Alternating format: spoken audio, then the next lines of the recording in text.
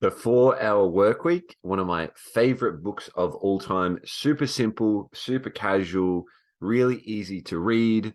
I love Tim Ferriss. If you've heard his podcast, he asks great questions. He likes to think differently. And the whole thing about the book is, how to work 4 hours a week and make more money and be on a holiday and have this amazing life and only work 4 hours a week, where it's funny because Tim works like 100 hours a week. He loves working. So I don't think this book, it can be a bit misleading, a bit scammy, the title, because I think a lot of people that read this, they are going to take the productivity tips from it and then use it in their lives to help them with their work. So one of the overarching principles of the book, and it's in the subtitle here, Escape the 9 to 5, Live Anywhere and Join the New Rich. He's basically saying all of these people and society, we've been bred and led to believe that it's all about retirement. Life's going to get better when you retire. When I retire, I can finally do what I want and I'll have all this freedom. And he's basically like, hey, change your thinking about that. Don't wait till retirement. Figure out what you love doing, where you would love to live, what you're really good at, and just start doing it now in whatever way that you can. Go online or delegate your tasks or talk to your business and figure out, communicate with them about outsourcing something, or maybe can I work from home? Or so it was quite a revolutionary book at the time, because no one was really working from home back then. No one was really working online back then. So he does have a great way of explaining things and thinking about things. So I'm just going to run through some of the other top ideas and the productivity tips and tricks and tools that you can use that are spoken about in the book. So the top 3 things by far out of anything, and it's a very common pattern within the best-selling books, the best-selling authors, and the lives of super high-performing people, athletes, billionaires, family people. If anyone is in the top artists, anyone in the top realm of their area, they're going to be doing these things. Okay, so they prioritize, they delegate, and they eliminate. So if you're all overwhelmed, what you can do, and you're not clear and you're not feeling productive or efficient, you write everything down and you go, okay, is there anything here that I can eliminate, that I don't need to do, that's not urgent, it's not important, it's a bunch of bullshit, I can eliminate it. Right, that's number 1. Number 2, is there anything in here that myself, I don't actually have to do? Is there something in here that I can actually pay someone to do? So if your hourly rate is $100 and you got to mow the lawn and it only costs $20 to mow the lawn, you're better off working an hour, making $100, and then paying someone $20 to go and mow the lawn for you. And then number 3 is prioritize. So out of the things you can't eliminate and you can't delegate, think, okay, what these things I actually they need to do and I need to do them.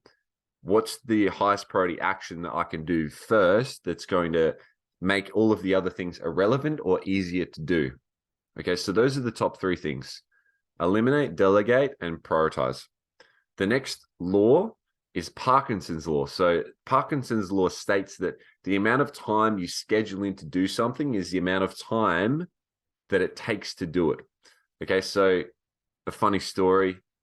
The other week, I was feeling horny. I messaged the girl and I was like, hey, do you want to come over? I wasn't thinking, hey, do you want to come over? And she's like, yep, I can be over in 5 minutes. The house was a mess. So I fucking ran around the house. I cleaned everything up. And I got it spick and span in 5 minutes, because that's the amount of time that I had.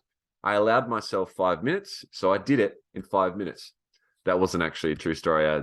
That's a story from one of my mentors. But I mean, we can all relate to that, right? If you're a guy, or I'm sure a girls go crazy over cleaning the house, don't they? Just the amount of time you schedule in, or the amount of time you think you have planned to do something, this amount of time it's going to take.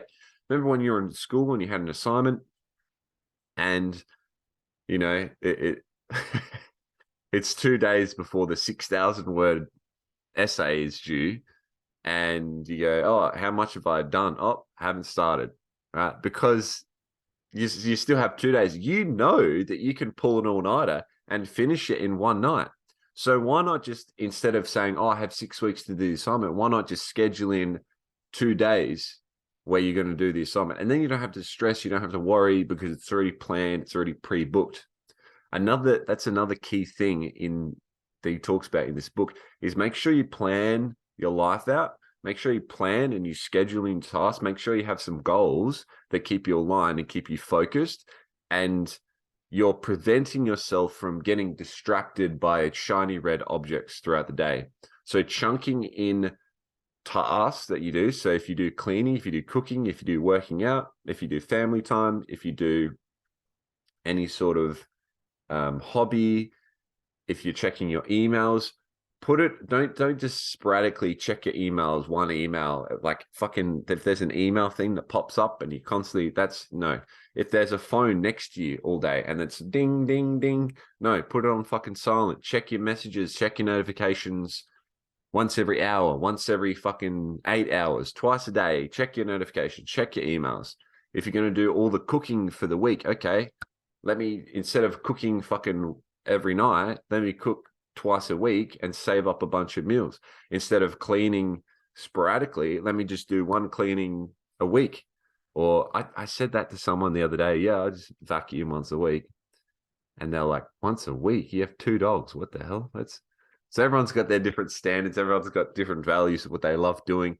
If you love doing something, you're better off chunking it, prioritizing it, and doing it all at once, because then that's going to clear your mind, and it will save you so much time chunking it all together, because it keeps you focused and you just power through it. The next thing is Murphy's Law, which comes into the planning part. Murphy's Law, if anything can go wrong, it will go wrong. Make sure you have a solid plan. You mitigate your risk. You're asking yourself the question, what possible obstacles and challenges might I run into, and how do I solve them in advance? The last tip, and this is, they're all the most important. This is the most important. It's called the Pareto principle. It states that 80% of your results come from 20% of the actions that you take.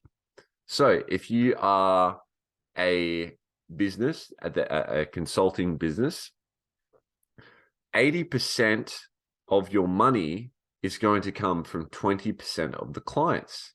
So you're better off focusing on the highly profitable, the good clients that pay you well, that take the actions, that are constantly growing, that they're focused, that they listen to you.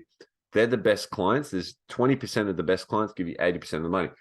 You flip that around, 80% of your head fucks come from 20% of the clients as well, or whatever it is. It might be your health routine.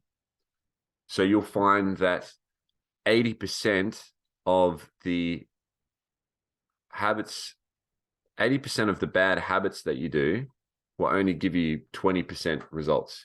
You want to flip that around and be like, okay, what are the 20% best habits I do for my health that give me 80% of the results? So that the biggest bang for buck things, sleep, food, working out.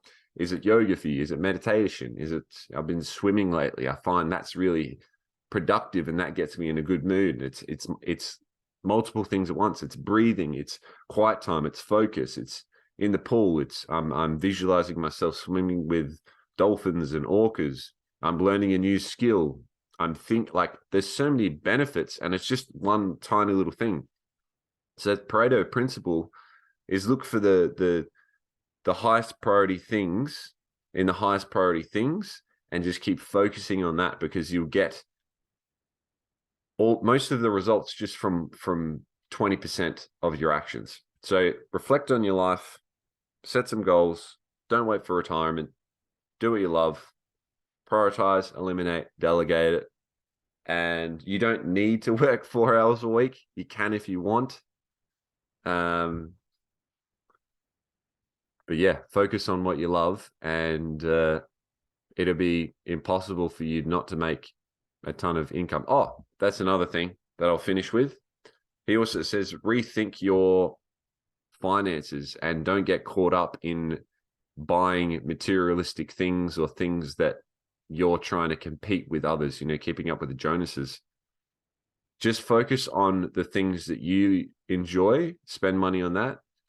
Don't feel like you need to live in a big fancy house or have a fancy car or fancy clothes, all that kind of shit. Just spend the money very wisely on things that you love, and it will expand. Because if you're loving what you do and you're focused and you have a goal, you're going to incrementally increase the amount of money that you make over time. So there's no rush, and you can slowly save up and up and up, and then spend more money over time on the things that bring you more love and more fulfillment and more meaning and more purpose and more inspiration and more gratitude. So that's the 4-Hour Work Week. Make sure you subscribe.